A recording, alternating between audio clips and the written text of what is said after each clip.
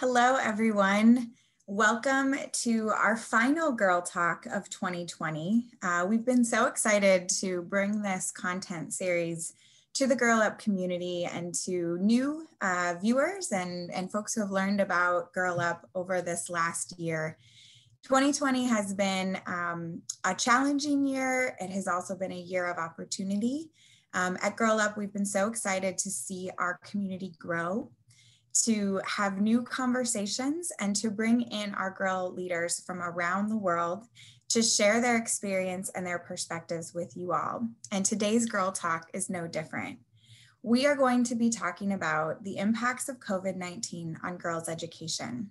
That's actually something we've been talking about a lot at Girl Up, especially these last few weeks, as we think about returning to school, hopefully in the near future, both in person and virtually, and what those challenges have been like, but also the girls around the world who might be left behind.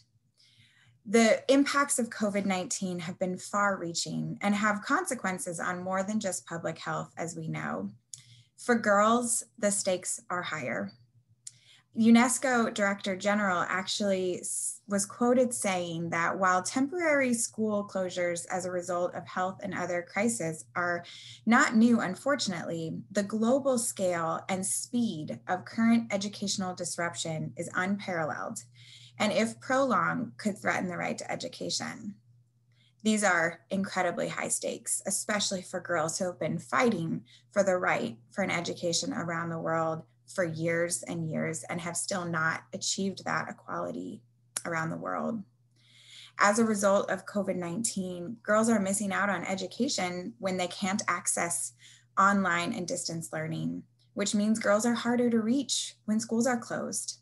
Some girls may never return to the classroom, even when this pandemic is squashed. By March 2020, UNESCO had reported that already 3 million students across the world had their education disrupted. And that was right at the beginning of the pandemic. So when we think about this, and as we go into our conversation today, I want you to think about these numbers, this scale, how this year has impacted you, the challenges that you faced in your education, but also thinking about the girls that can't watch this conversation because they don't have access to data, to technology, to virtual learning, or maybe their schools are just closed until they can come back in person. And will those girls be able to join back at that time?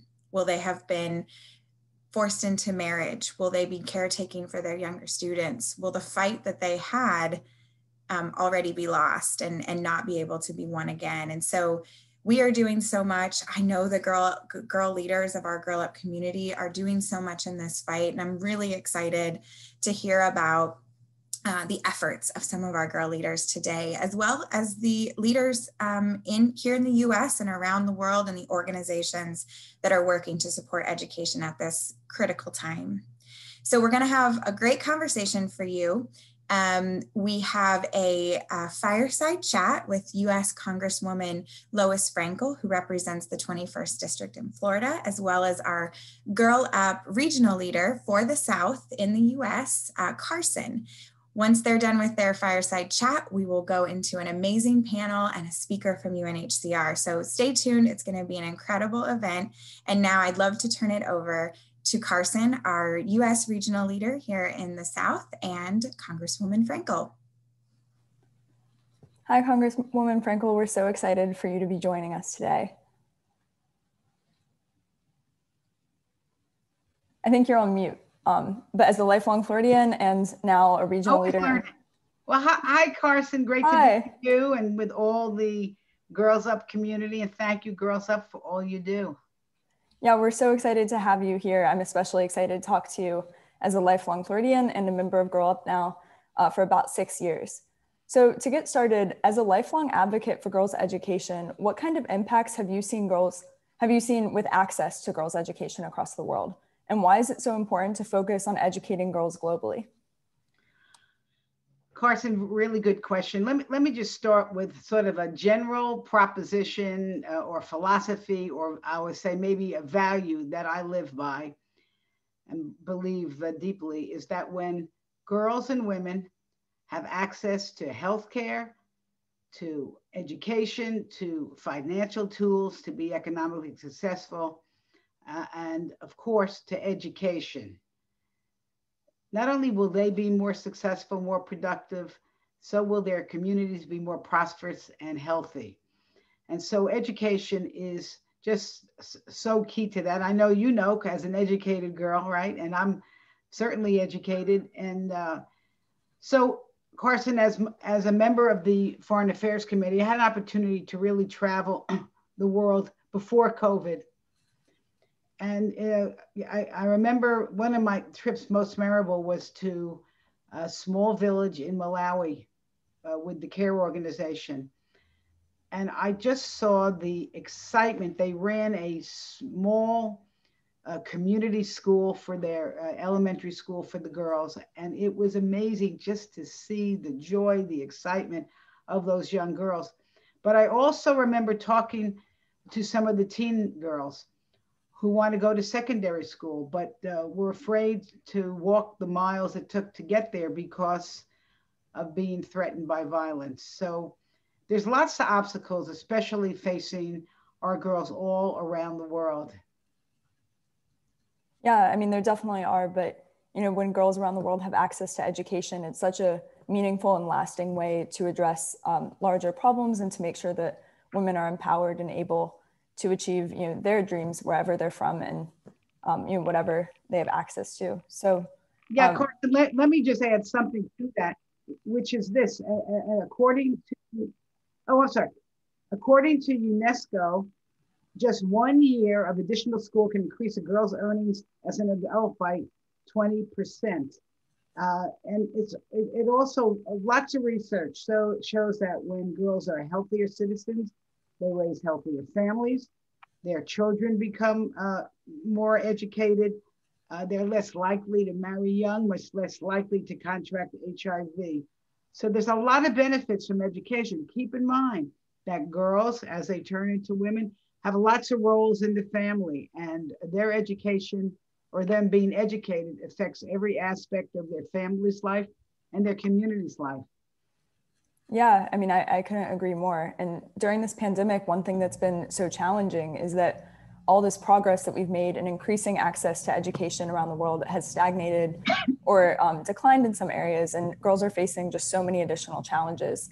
So how do you think we can continue to fight for girls' education during and after the pandemic when there are so many real obstacles and it seems like things are only getting harder? Well, sadly, the pandemic really has wreaked havoc. It's a crisis all over the world. We've seen it here in America, where girls have tremendous access to education, and we see how we've been impacted here with so many people having to stay home. Now, imagine if you live in a country where there is no way to have remote education.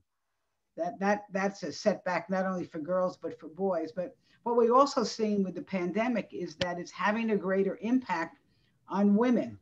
Uh, Domestic violence has been exacerbated all over the world. Think about that. People are sinking into poverty quicker. What is that? How does that affect a family? What we see now is, for example, young girls are being married off earlier just so the parents, to relieve a financial burden for themselves and to find somebody who can feed their daughter.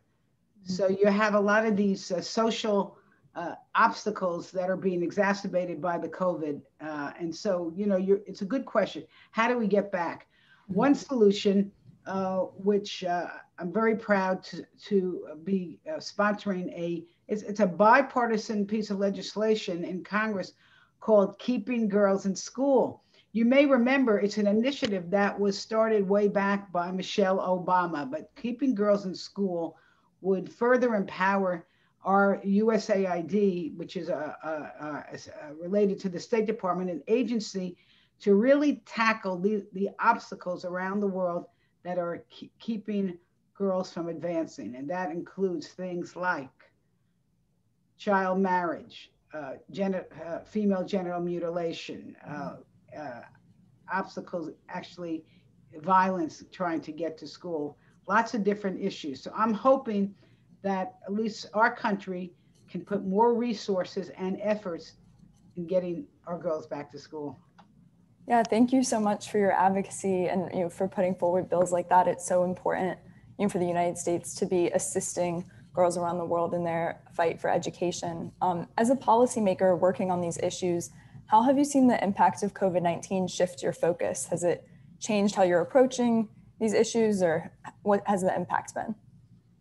Well, I will say since March of this year, I would say the focus of most members of Congress, at least the ones that I've been working with, has been how to fight this crisis. And of course, most of our efforts are directed domestically with our constituents. But I want to just tell you that I have never, and many of us, we've never lost our focus on what's happening to girls around the world. And why is that? Because people often say to me, why would I care if a young girl is educated in Indonesia or Malawi? Or, what difference does it make? When you take a look at not just one girl, but all the girls, it makes a tremendous impact, because as I opened up with, when girls and women are empowered in this world, it's no question that their communities become more peaceful and more prosperous, and that affects the whole world. So, we're going to be still pushing some of the same initiatives, keeping girls in school. There's legislation like the International Violence Against Women Act, which requires a strategy to prevent and respond to gender-based violence around the world.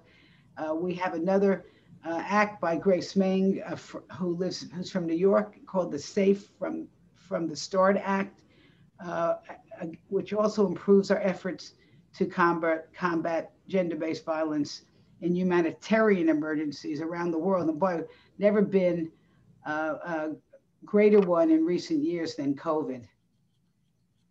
Right. Yeah, Congresswoman Frankel, thank you so much for your tireless advocacy, for all the work that you're doing alongside Girl Up. We couldn't agree more about the importance of education, and not just creating more positive outcomes for individual girls around the world, but for achieving global peace, security, and prosperity. So we can't thank you enough for all of your work, and thank you so much for joining us today. It's been my honor, my pleasure, and thank you all. Thank you, Carson. My good luck in your studies, and to all the girls that are listening to this, keep reaching for the stars. I know we're in dark times right now, but we're going to get it through it together, and with the advocacy of Girls Up, we will succeed. Thank you. Thank you so much, Carson.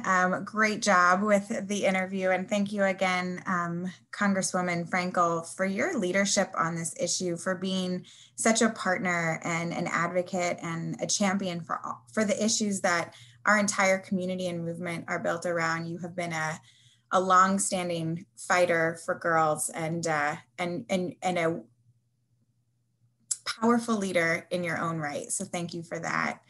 So next up, I'm going to actually introduce the next two things that are coming to you. First, we are going to hear from a great partner of Girl Up.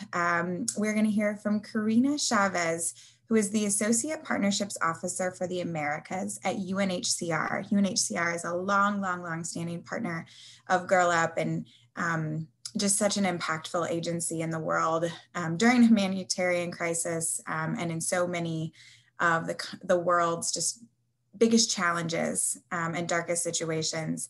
Following her remarks, we are going to have a panel with three of our Girl Up leaders, Celine, Simran, and Sharon, and this conversation will be moderated by Dr. Supriya Bailey, an associate professor and co-director of the Center for International Education at George Mason University here in Virginia in the United States.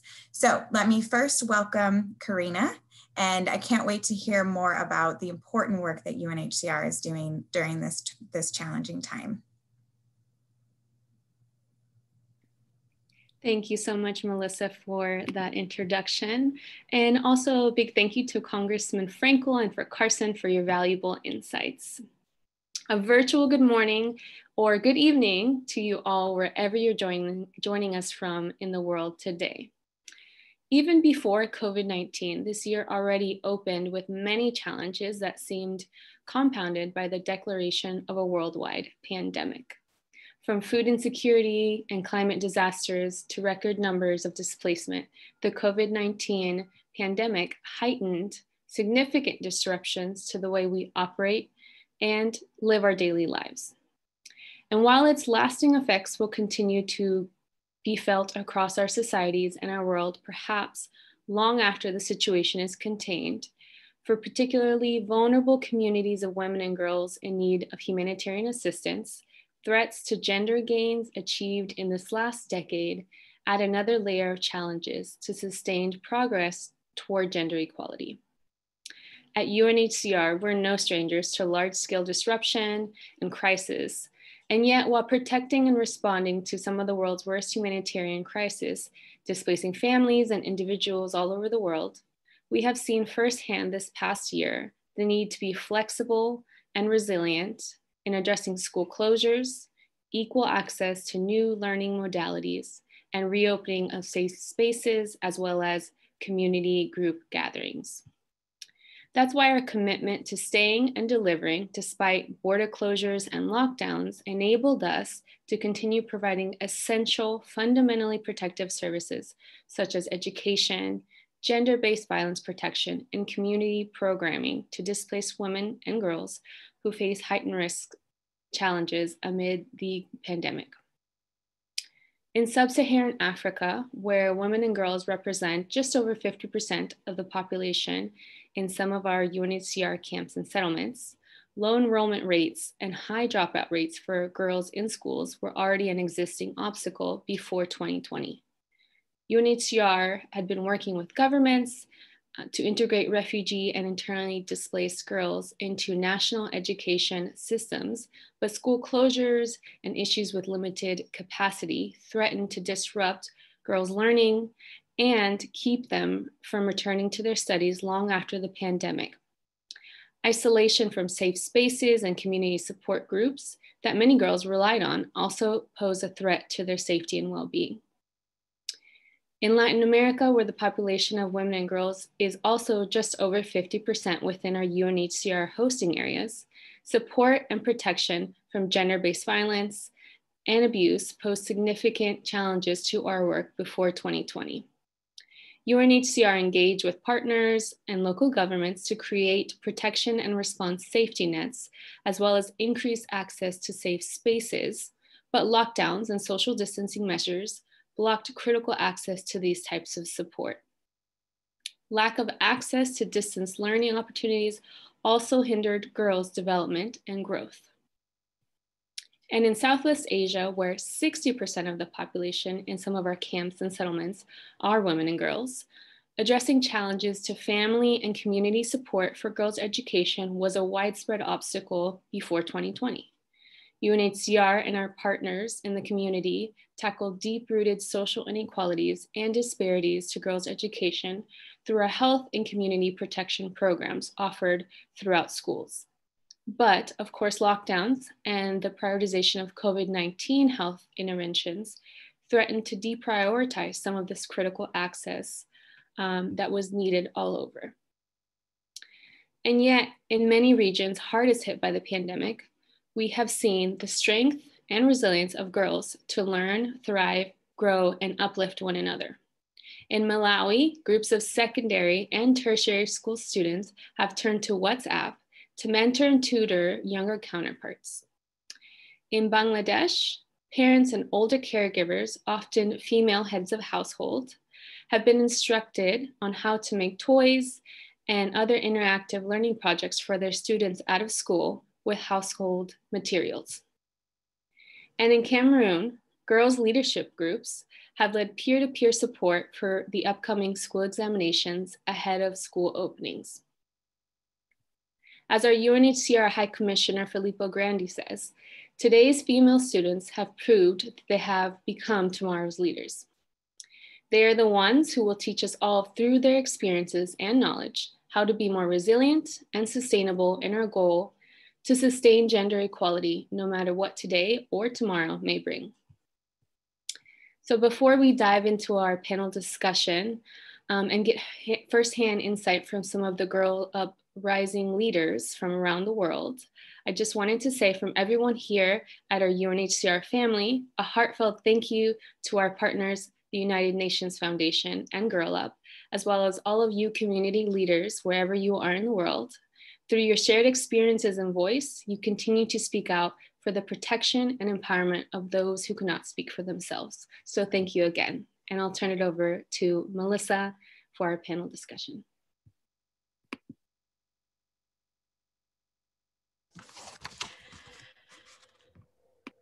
Hi, everyone. It is my pleasure to be here to be able to facilitate a conversation with three phenomenal Girl Up leaders. And so as they join us, I just want us to have a great conversation with them, to ask them some questions and help for us to better understand what they're going through during these really challenging times. So without further ado, I'd like to take a minute to introduce Simran, who is a Girl Up leader from India. Hi, everyone. I am Simran, and I'm a Girl Up leader, a regional leader at Girl Up India.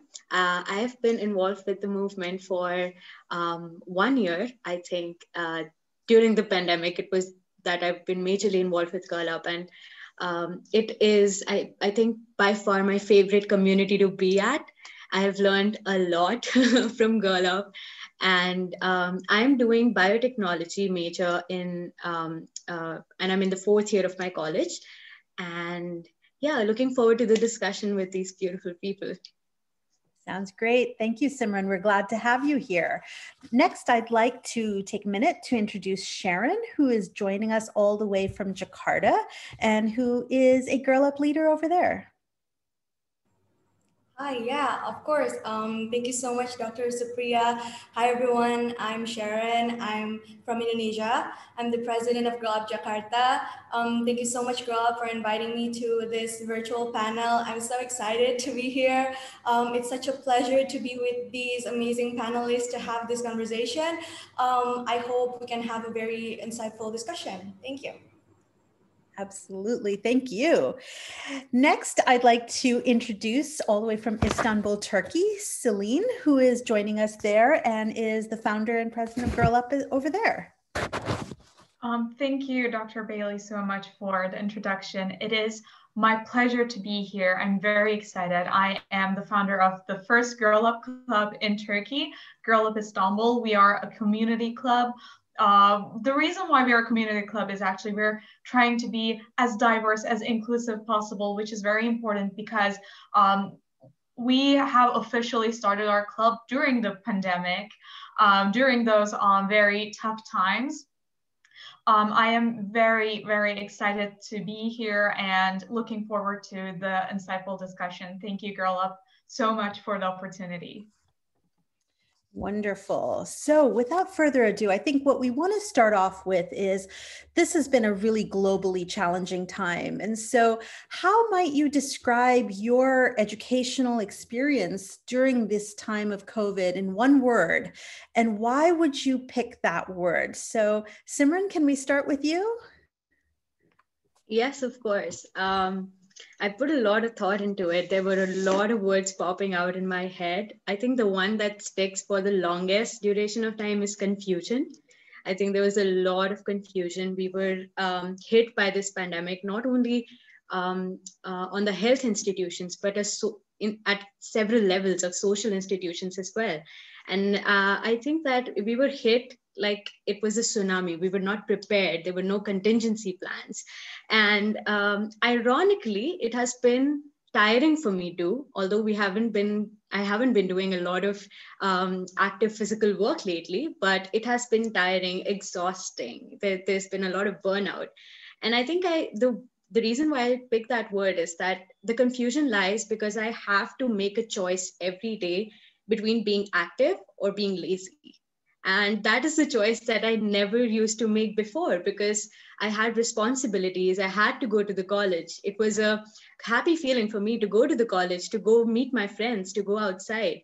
But now, because there is, I can indulge in being lazy. So I think I'm doing that more often.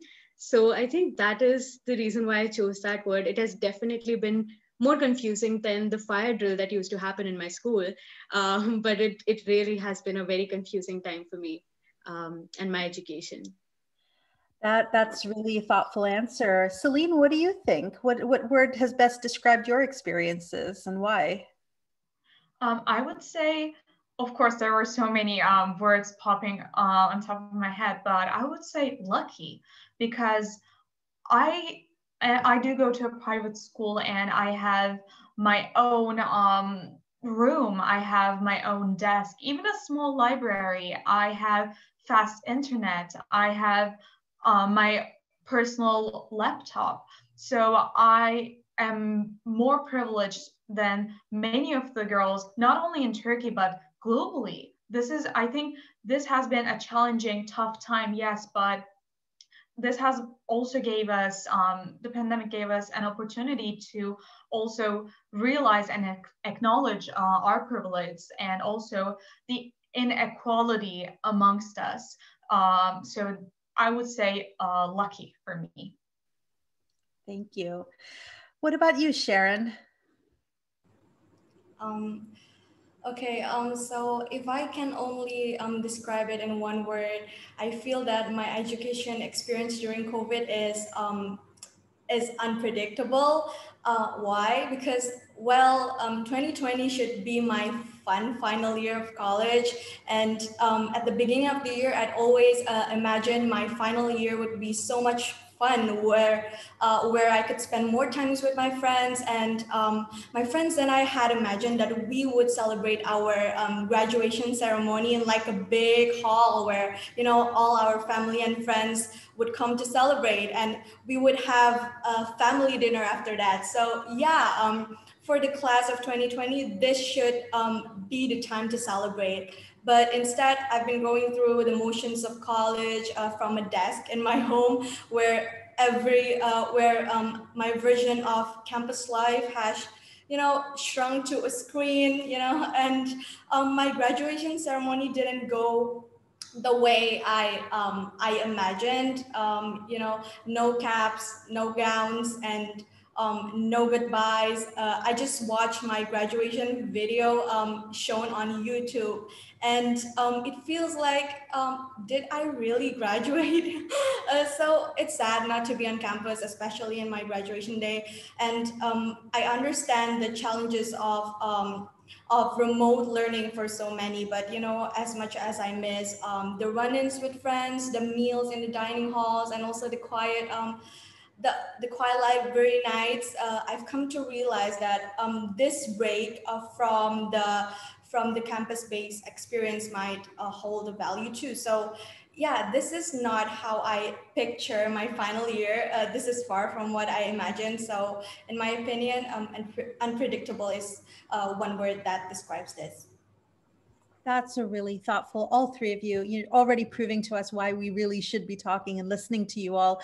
Sharon, I'm going to continue sort of to ask you from there and then move to the others again is, you know, the things that you all have talked about are things that really affect all learners, right? So, you know, these are challenges that affect all learners.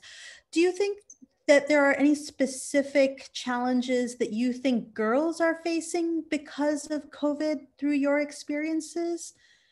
Maybe Sharon, you could start us off and then we'll move to the others. All right. Yeah, sure. So we know that the COVID-19 pandemic has changed the patterns of people's life, including the needs of technology. And since there was a pandemic, more and more new technologies have you know, emerged that have been used by our society to support, you know, their daily needs. And now almost all community activities are carried out using technology, you know, ranging from office absences, which is carried out digitally, and virtual meetings, even church, they also go through digital networks. And now by utilizing these digital facilities, people can do work remotely, you know. Usually people have to travel to other countries to promote their projects. And now, thanks to the help of technology, people can do it in their own homes without having to travel. So this is what we call the Industrial Revolution 4.0, where everything has relied on technology. Maybe for some countries, COVID-19 really provides advances in technology, but in Indonesia, COVID-19 brings new challenges to our education, and distance learning relies heavily on network connection, right, and network coverage. But according to a statistic, Indonesia, villages in Java received a strong signal compared to other regions in Indonesia.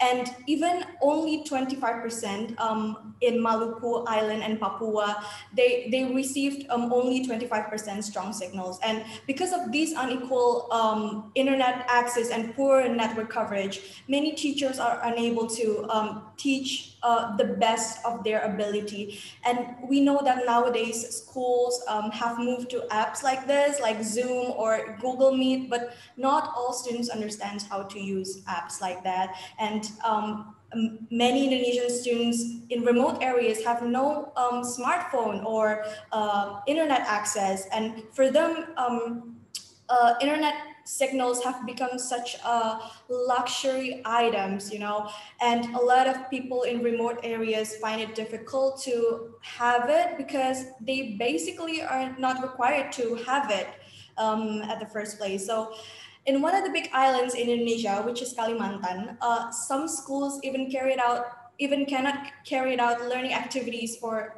3 months because they don't have the access to the internet, and they also don't have the money to buy them. So in my opinion, maybe in some countries, COVID-19 really providing very good progress for technological development. But in Indonesia, I think this presents its own challenges for students in education. So yeah, this is a very important issues to overcome in this pandemic situation. And I hope that the government and everyone can work together to be aware of this.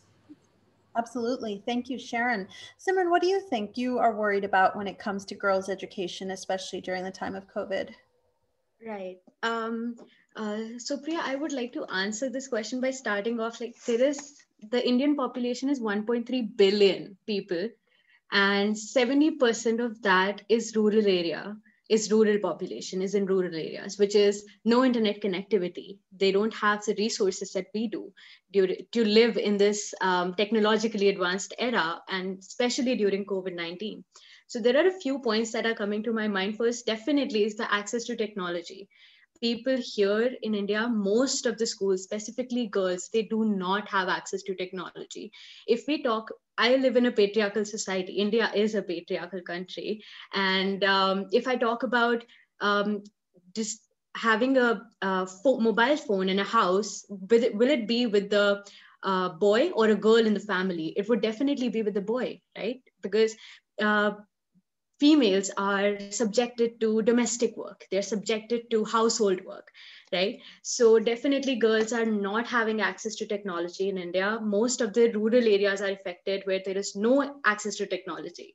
Then there is additional household work. So I can share the example that we had here in my family, that my house help was not there for about a couple of months, right? And even though we helped our mother, but she, as a female, thought that it was her responsibility to take care of all the household work, right? And me personally, I felt as a girl, I should be helping her with the household work, right? Why is it that I have to feel that it is my responsibility just because of my gender, right? So I think that household work, that burden of maintaining a house is fallen upon the girls and their mothers, definitely. And another thing that I think is very dominant during this time is the domestic violence. And I would not like to call it as a shadow pandemic, because I heard in a webinar that if we call it a shadow pandemic, we are not giving it that amount of importance that it needs, that amount of awareness that it needs, right? So I think domestic violence is so widespread. And if we get into the intersectionality of it, women of or girls of caste, class, religion, they are facing so much of so much extent of that domestic violence, right? And the year dropout rate in India, I was shocked to see that 20% of girls will not be coming back to class after this pandemic is over, after the life is normal. And I think COVID-19 has literally undone, like it is undoing 70 years of effort that we took to have that education to the level that it is right now for girls. And I think that is just sad. And I feel so blessed. And I would side with Celine when she said that we have that privilege, right? We have that privilege because of the virtue of my social capital. I'm sitting here talking to you all, and I'm blessed with that. But I really feel worried about how things might turn out once it is normal. I don't think it has regressed, definitely. And I think more conversation would be around how to develop it to a way that it was.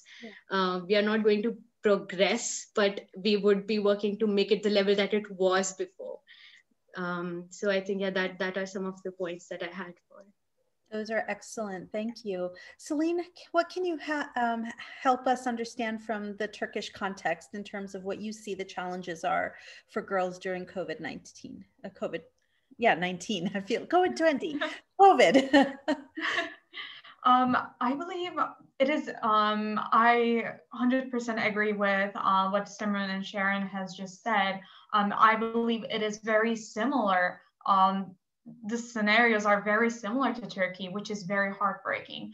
And as Simran said, echoing that, we are privileged. And as I have mentioned before, when you are privileged, this is not only about equal access to education or gender equality. We have definitely witnessed that during Black Lives Matter too, for example. We don't acknowledge our privilege. If you have the privilege, you don't really experience nor realize the inequalities that are happening.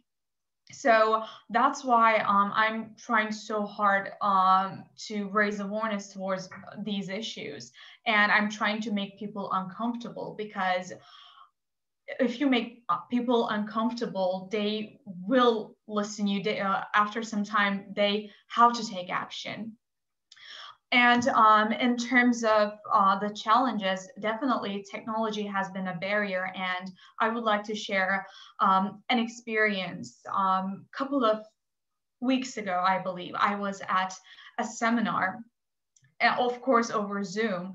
And a girl from a rural area from the east side of the country, they were 4 siblings, I believe.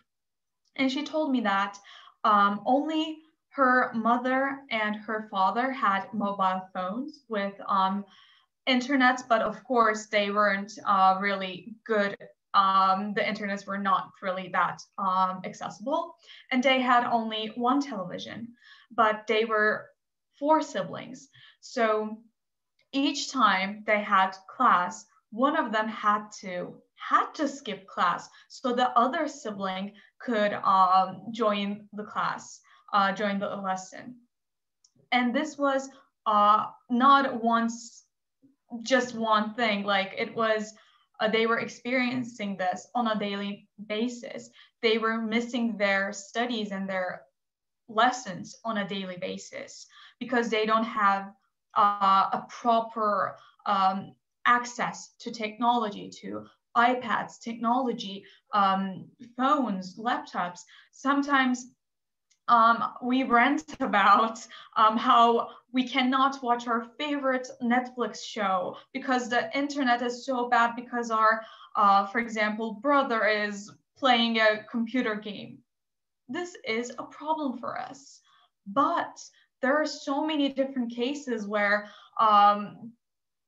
because they don't have internet, young girls who do not have internet, it's not like they can't watch a Netflix show, but they can't attend to their lesson. So I think this is why I'm trying to really raise awareness towards acknowledging our privilege.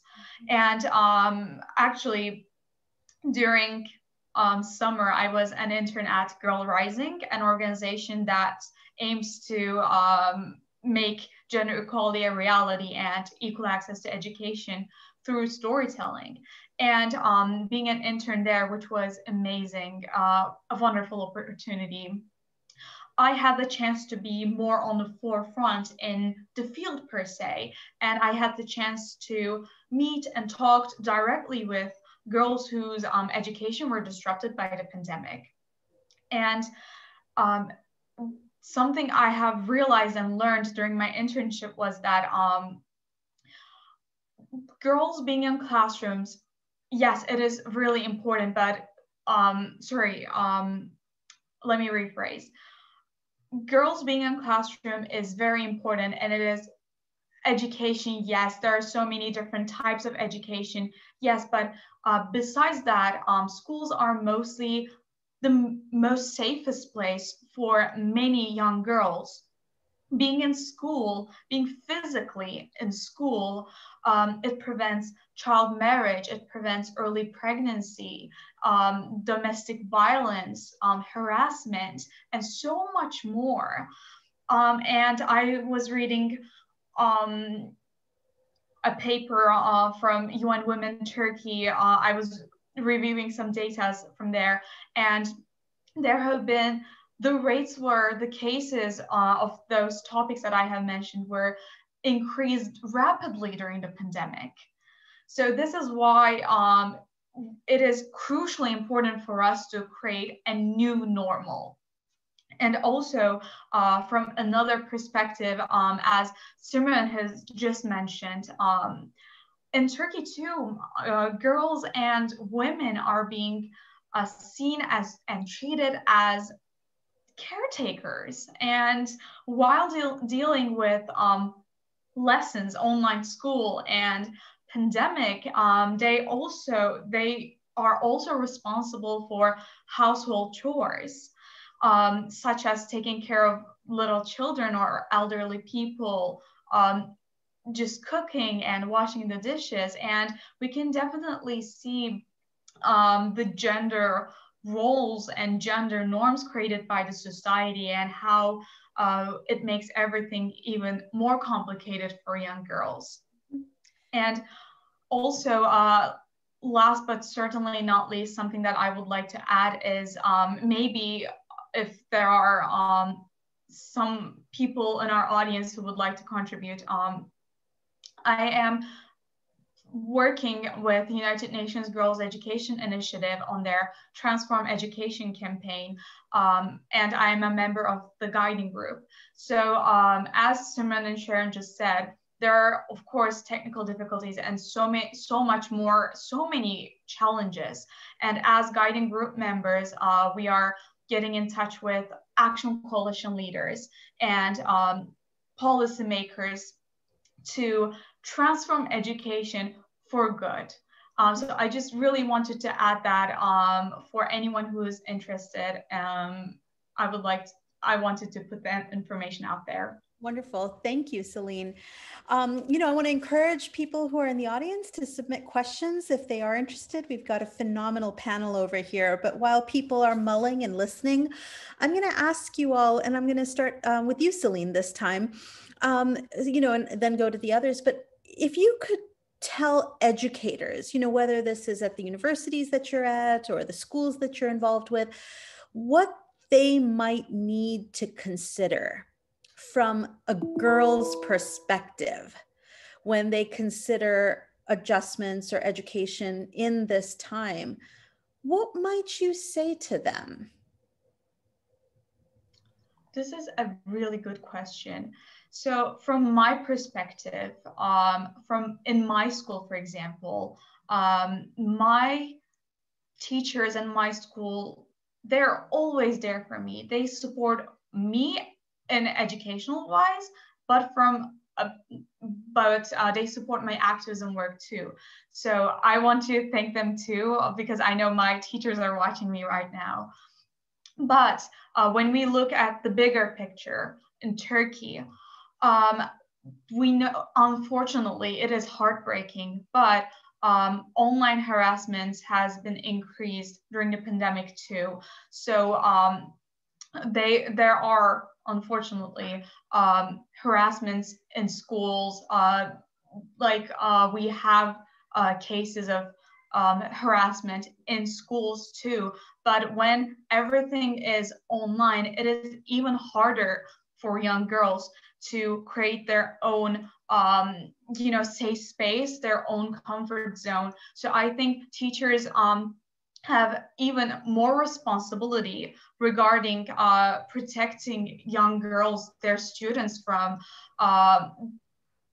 online harassment, cyberbullying, and also to teach them how to set boundaries, because this is something that girls really struggle with, and it is so underestimated. I think being a teacher does not only mean teaching math, but it is also, as a teacher, you have to prepare your students for the real life. You have to just get to know them as people, as human beings, rather than just, grades and homework.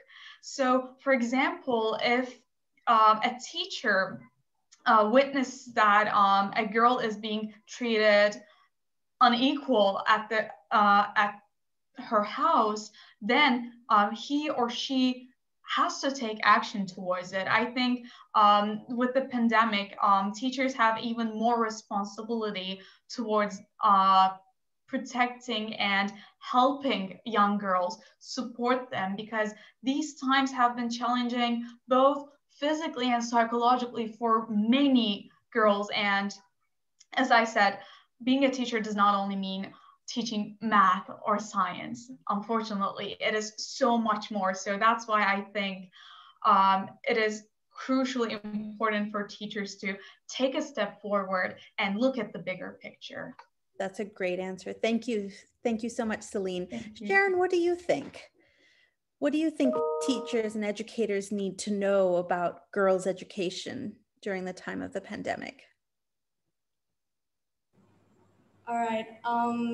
So I think that the one thing that we need to remember is that gender stereotypes still exist in a lot of countries in the world, and gender equality. I want to say that gender equality is not a zero-sum game, and not between women and men, or men versus women, but how that women together can work together with men to work to bring these equal opportunities, especially in education. And there we can see that men and women have different needs, but they deserve the same rights. And this is the essence of gender equality. And in Indonesia, gender stereotypes are something that must be addressed. And in many areas in Indonesia, many women, as Celine said, that many women feel women shouldn't go to women shouldn't have to get an higher education, and we should be in the kitchen. And these stereotypes are what makes education the second place for women. And women also tend to be underestimated in a lot of parts of the world. And as a woman, we are, I want to say that we are very likely to take a higher education, because women actually plays a very important role in modern world. And I also believe that this is not only happening in Indonesia, but also in other countries. And this is a challenge that we must face together. Absolutely. Thank you so much, Sharon. Simran, what about you? How do you see that? Yeah, first of all, a big shout out to the teachers. They are doing all they can to make this time bearable for us. I know my mother is a teacher, and she works really, really hard to make that space more comfortable for the students. Before I go to the gender aspect of it, I just want to let all the teachers know it's okay if you are not technologically savvy. It's okay if you cannot, if you don't know how to enter people into a Zoom room. It's okay if you don't know how to share screen. It's completely fine. And you can share all these things with us. We are in this together. And I think that sense of community is very important right now because it's a testing time for everyone. So I think it's completely fine if you're not a very tech savvy person. We are there to help you. And as far as the as girls' education is concerned, I think that now is the time when teachers should have more safe spaces with the students. They should hear what the student has to say. They should provide that space to talk about, be it their mental health, be it, and this goes for both the genders, because mental health is a very severe issue. That is, mental well-being is something that a lot of people are lacking right now because of the pressure. I think a safe space is very important to be created right now during these times.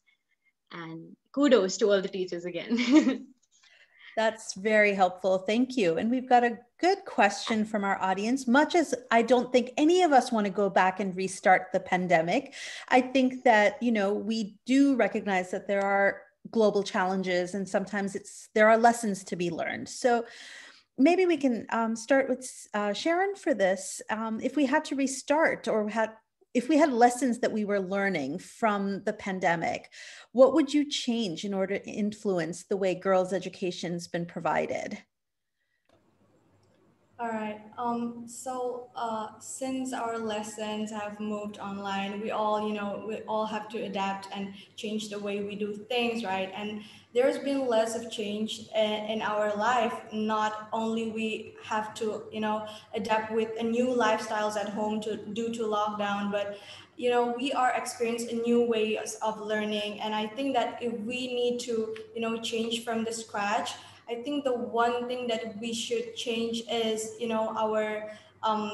our perspective, because in these times of COVID, if you, especially when you are, you are having an online learning like this times, when you have a different perspective and a wrong perspective, you will have these negative feelings and also negative minds in you. And so I think that when we have more free times, when we have more free times, I think that the one thing that we should do is you can just donate, or you can do fundraising to a lot of communities in a lot of people in our communities. And yeah, honestly, online learning has been difficult for me, but I think that the one thing that we should scratch from this pandemic situation is our perspective, so that we can influence others to get an education. That's great. I know we have one more question after this, so I just want to ask Celine and Simran if they wanted to address the audience question, and then we can sort of transition to our last question. So Simran, I see you're unmuted. Why don't you go ahead and jump in quickly? Yeah. So Priya, I think the Indian education system particularly had a two-phase fallout. One is that they were not equipped to provide the resources and technology for the online mode to masses, and specifically to girls, if we talk about it. And then they overlooked the vulnerability of social groups who were not able to attend the online classes, right? So I think if we had to redo the pandemic, I think questions like who would be burdened with additional household chores if everything was transitioned online, right? Who has the access to technology? Even if you have the access to technology, whom amongst your children is getting that access to technology? Who is threatened to being married off? Who is mostly facing gender-based violence? All these questions need to be considered before we move to an online setup, right? Because we could have found a better way, but we didn't think about it because online works fine. So I think all these questions should have been brought into light before we started thinking about alternative ways. Yeah, that's good. Celine, a quick answer to our audience question, and then we'll move on to our final question for the panel. think Simran and Sharon covered it all up really, really well. Those were the things I wanted to say myself too, because as Simran said, I can see how similar the scenarios are between Turkey and India. And I know many countries globally. So definitely changing our perspective and definitely changing our perspective and asking the right questions, because I think governments kind of overlooked it, as my panelist said.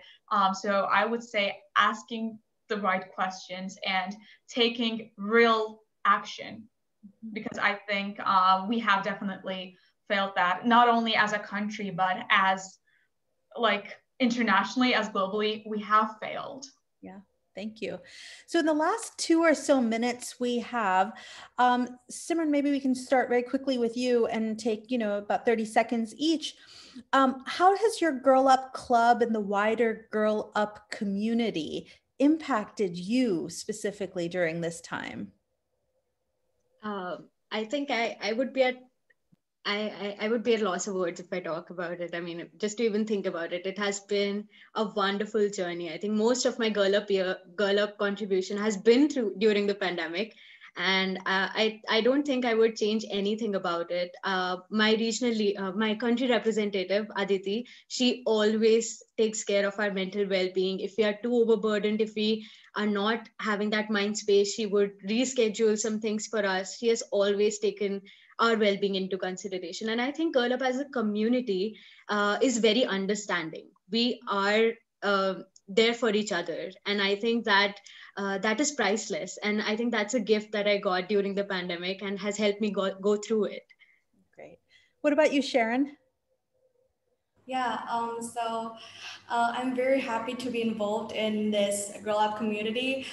Through Girl Up, I can have a place to have many friends and support each other. And especially in these difficult times, it's nice to know that you have a community to share your feelings with. And when I started Girl Up in my city, I opened application. I didn't expect anyone to jump in and join, but it turns out that many people have registered.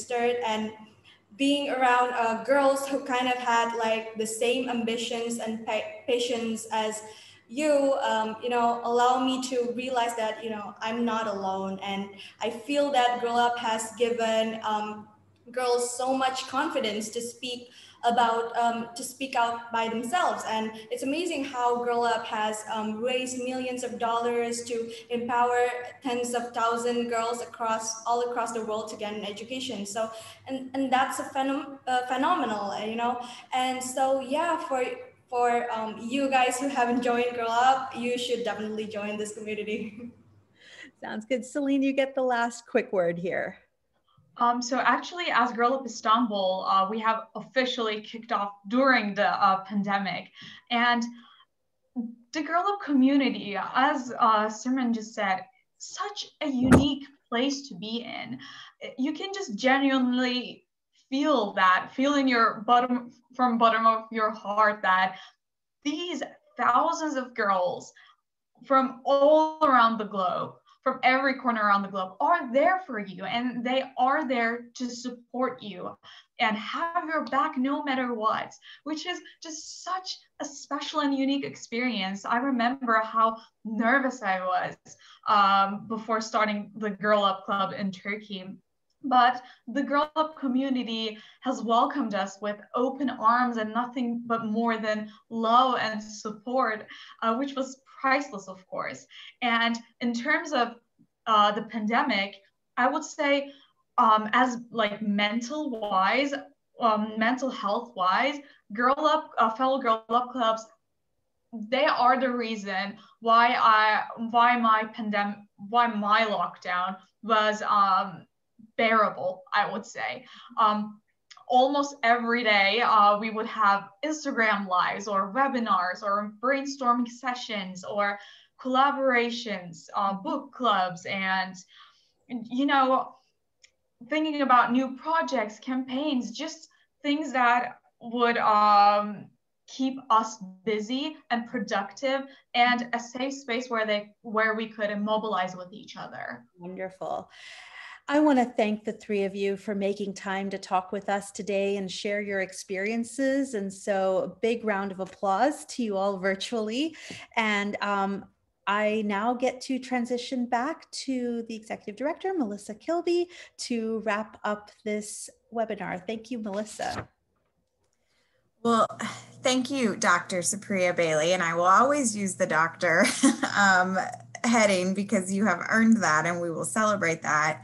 And I just want to thank our amazing Girl Up leaders representing this global community around the world for sharing your experience, your important perspective, also how this experience has help you grow, help you learn, help you evolve your activism and your perspective and experience. I think that has an experience that we can all relate to.